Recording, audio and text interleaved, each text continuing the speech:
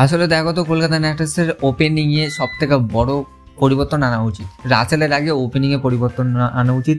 Reason, left right combination নিয়ে খেলা দরকার, কিন্তু কলকাতা নাইট রাইডার্স কী করছে, লেফটি অ্যান্ড লেফটি নিয়ে খেলছে। তো এটা সব থেকে খারাপ বিষয় কলকাতা নাইট রাইডার্সের কাছে। তো কলকাতা নাইট রাইডার্স পরবর্তী ম্যাচে ওপেনার পরিবর্তন করবে, এটা বলা যেতে পারে অফিসিয়ালি, কিন্তু মানে একটা স্টেটমেন্ট এসেছে। কজ কলকাতা নাইট রাইডার্সের তাদের পেজে যদি আপনারা দেখেন, তো কলকাতা নাইট রাইডার্স সেখানে গুরবাজের অলরেডি ফটো দিয়ে ফেলেছে। অ্যান্ড কলকাতা নাইট রাইডার্স তাদের পেজে যাদেরই ফটো দেয়, আর নেক্সট ম্যাচে ঠিক তাদের নিয়েই প্রথম একাদশ গঠন করে। সো কলকাতা নাইট রাইডার্স অবশ্যই ওপেনিং পরিবর্তন করছে, এবং আমি তো চাইবো যে কুইন্টিন ডিককে বা কককে বাদ দিক, কারণ লেফট রাইট একটা কম্বিনেশন থাকলে কী হবে ভাই, বেটার পারফরমেন্স দেবে। আপনাদের মতামত অবশ্যই নিচে কমেন্টে জানান। আর গুজরাটের বিপক্ষে কলকাতা নাইট রাইডার্স যদি না জিততে পারে, তো এবছরের মতো আশা ছেড়ে দেওয়া উচিত কেকেআরের ফ্যানরা, কারণ এটা ইয়ান মর্গ্যানের দল না, এটা সেই অভিষেক নায়ার বা অন্য কোচিং স্টাফ দল না, এখানে ডিজে ব্রাভো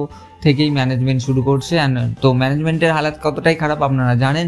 2021-এর মতো কোনো কিছু মিরাক্কেল হতে চলেছে না, বা গৌতম গম্ভীর 2014 সালে যেমনটা করেছে ঠিক সেরকম না, এখানে পুরোপুরি পাল্টে, কারণ জেতা ম্যাচগুলো কলকাতা নাইট রাইডার্স হারছে, এটা আপনারা সামনে দেখতে পাচ্ছেন।